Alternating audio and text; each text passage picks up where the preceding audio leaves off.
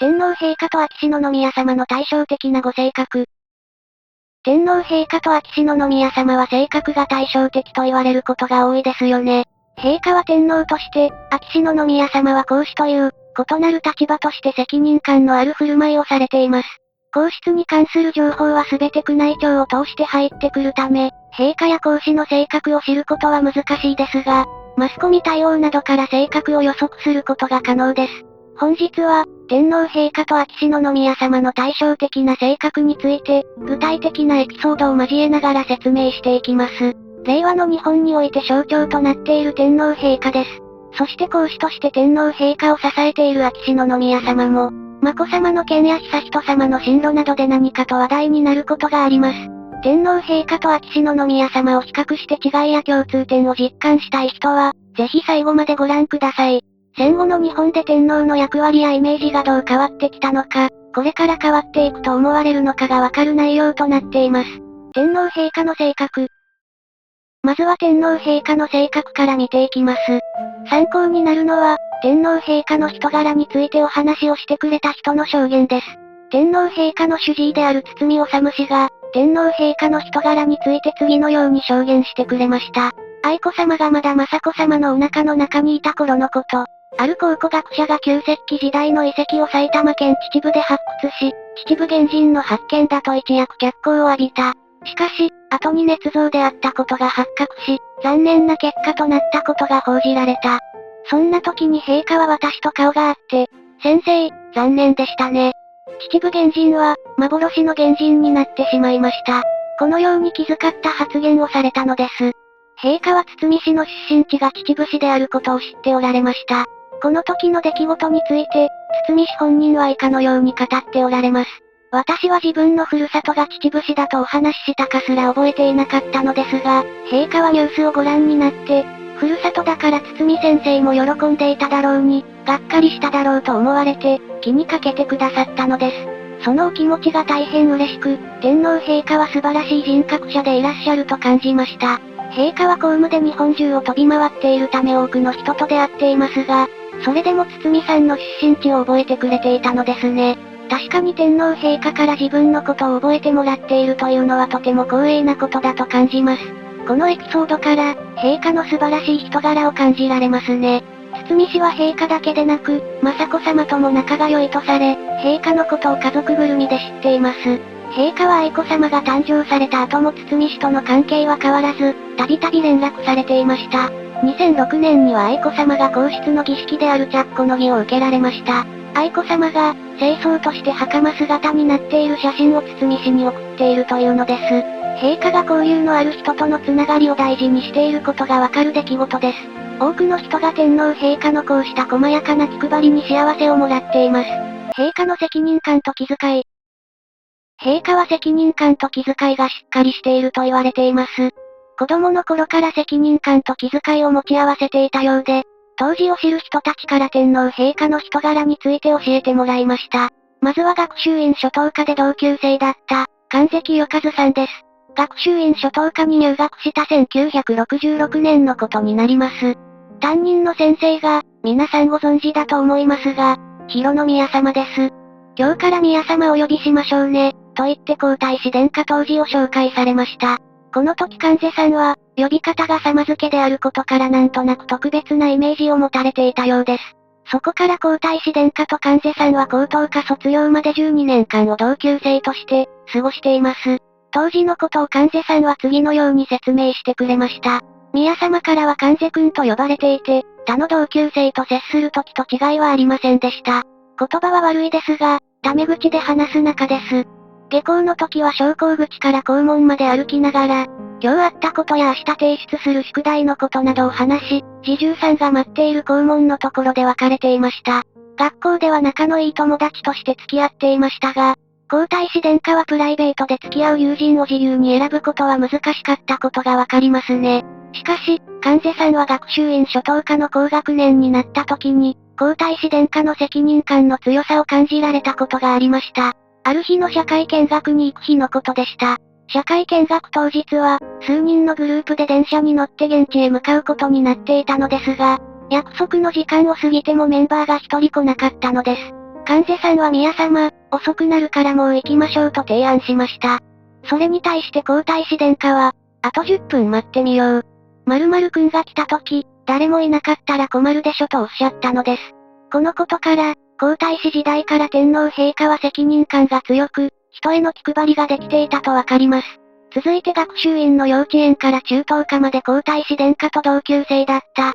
立花晋さんのお話を紹介していきます。立花さんは、皇太子殿下から晋ちゃんと呼ばれていたそうです。身長が皇太子殿下の一つ後ろで、誕生日も1日違いだったため、学校では仲が良く、一緒にいる時間が多かったようですね。立花さんは今でも当時の写真を持っています。遠足の日に撮影したセピア色の写真で、皇太子殿下のすぐ後ろを歩いている立花さんの姿が写っているそうです。このことからも、立花さんが天皇陛下と仲が良かったことが伺えます。立花さんは皇太子殿下の印象について優しくて思いやりのある方と教えてくれました。校庭で転んで怪我をした旧友がいると、すぐに駆け寄って大丈夫と自分のことのように心配されていました。それから30年近い年月が流れた1995年2月のことです。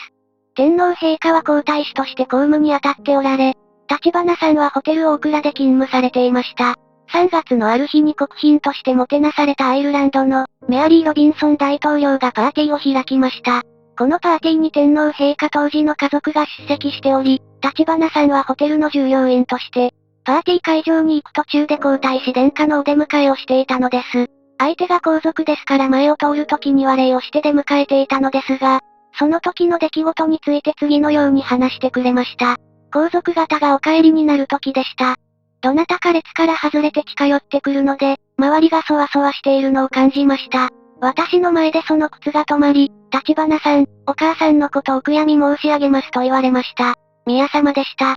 その言葉が心に染み入りました。立花さんは1年前に母親を亡くしていたのです。皇太子殿下はそんな立花さんの気持ちに寄り添って、皇族の公式行事でありながら異例の振る舞いをされました。子供の頃と変わらない皇太子殿下の優しさに触れられたのは本当に嬉しく、忘れられません。立花さんはこのように語っています。子供時代の同級生を当時と変わらないように気遣っておられた皇太子殿下に感謝の思いを表明されているのですね。天皇陛下がここまで責任感と気遣いに満ちている理由は、実の母である美智子上皇による教育を受けていることが大きく影響しているでしょうね。皇族はもともと家族などの身分が高い人を嫁にもらうのが一般的でした。しかし美智子上皇后は、一般家庭出身で子育てに関しても自分ですることにこだわっておられました。ベビーカーなどの庶民的なものを使った子育ての様子は、メディアでもたびたび取り上げられたので、一般人に近い教育として反響を呼んだのです。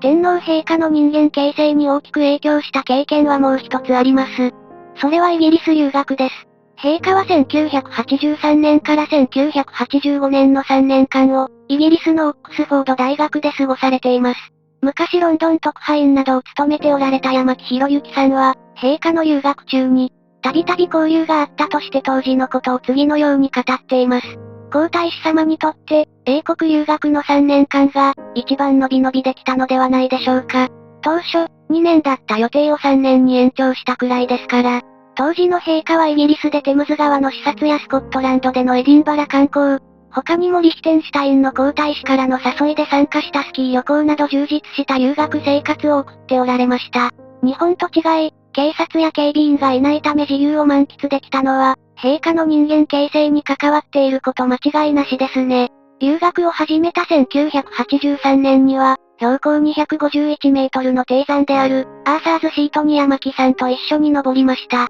当時のことを山木さんは、皇太子様は健脚。私が遅れると、殿下は途中で待っていてくれました。重いカメラ機材を担いでいる私に、大丈夫ですかと気遣ってもくれましたと語っています。陛下の性格は自分より他人を気遣う、皇族にふさわしい性格として様々なエピソードがあるのですね。秋篠宮様の性格。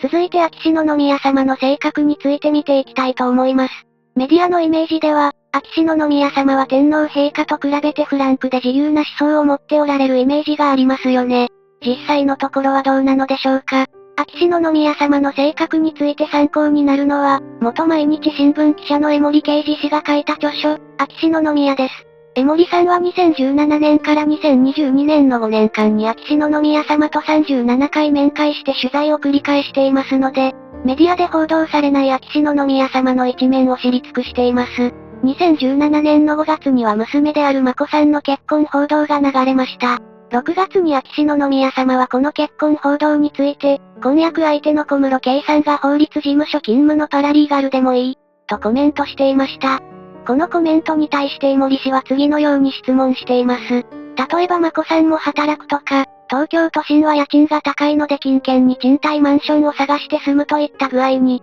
工夫しながら、二人が身の丈に合った生活をすれば良いのではないでしょうか。かなり突っ込んだ取材をしていることからも、秋篠宮様と江森さんは何でも話し合える間柄であることが予想できますね。秋篠宮様は眞子さんの結婚について、あくまで本人たちの気持ちを尊重するという考えを持っていたのです。その後、小室圭さんの母親に金銭トラブルがあると報道された後にはこのようなことがありました。秋篠宮様が小室さんに母親も同席した記者会見を開いて国民に真実を説明してはどうかと。結局この提案は実現することなく、2018年に小室圭さんがアメリカに留学してしまいました。この時は秋篠宮様もどうするのだろうと思ってと呟いておられたため、眞子さんとしっかり話し合えていないことに落ち込んでいたのではないでしょうか。秋篠宮様は上皇陛下が天皇退位を決断した時に次のようにコメントしています。初めて陛下から退位の決断を聞いたのは、ビデオメッセージ公表より、かなり前のことだったと思います。高齢になることに伴って、象徴としての務めが十分に果たせなくなるということを話していました。ある一定の年齢を超えた時期に、余生を大事にすることは、それが天皇であっても同じ人間として、人間的に生きる権利という観点からも、大切なことではないかと思いました。秋篠宮様は革新的な思想を持っておられることで有名です。天皇の地位についても天皇定年制という持論を持っておられます。秋篠宮様は子供の頃から皇族として自由のない人生を歩んできたことから、皇族にも自由を与えるべきという考えを持っていることがわかりますね。どこに行くにも、必ず何人かついてきたりとか、やはり窮屈に思ったことはあります。そういう生活を、あなたやってごらんなさいと言われたら、10人中10人が窮屈だと思うでしょう。私も同じ人間ですから、そういう中に思ったこともあります。私の自由は頭の中の自由が一番大切になります。秋篠宮様は皇族に生まれたために自由がなく、自らそのような生き方を望んだのではないと主張しておられるのですね。天皇陛下が生前退位することについても持論を述べています。天皇である前に一人の人間なのだから、退位を認めないことは、ある種人道的とは思えないんですよ。とコメントされていました。皇族がここまではっきりと自分の考えを表明することはないので、多くの国民が驚いたのではないでしょうか。秋篠宮様は面白い発言をされたこともあります。江森氏が取材した時の発言なので、2017年以降のことになりますが今度、生まれてくるとしたら、人間ではなく、羊がいいかもしれない。羊になってひねもすのんびりと草をはんで。羊に生まれてきたら、なんとなく楽しいかもしれない。なぜこのような不思議な発言をされたのか気になりますよね。これにはちゃんと理由があるのです。秋篠宮様は小学校低学年の時に、赤坂御用地で羊をペットとして飼っておられました。羊をとても可愛がっておられ、今でも羊が好きだというのです。江森氏はこの発言を聞いて羊は我が道を行くという感じがします。殿下に似ていませんかと返されました。秋篠宮様は嬉しそうに笑って対応していたとのことです。普段私たちが見ている秋篠宮様は、自由な思想を持っている皇族というイメージです。そのイメージは実際の秋篠宮様そのものなのですね。他にも秋篠宮様は妹である清子さんと黒田義樹さんの交際に協力してくれたこともあり、面倒見のいい方というイメージがあります。天皇陛下と比べると自由があることもこの行動力につながっているのかもしれませんね。秋篠宮様は天皇陛下よりも時代に合わせて、皇室も変わっていくべきではないかという考えを持っています。これは兄弟で育った環境が同じでも、立場が違うことから考え方も違っているということではないでしょうか。どちらも皇族としての責任感が強いところは共通していますが、一方で、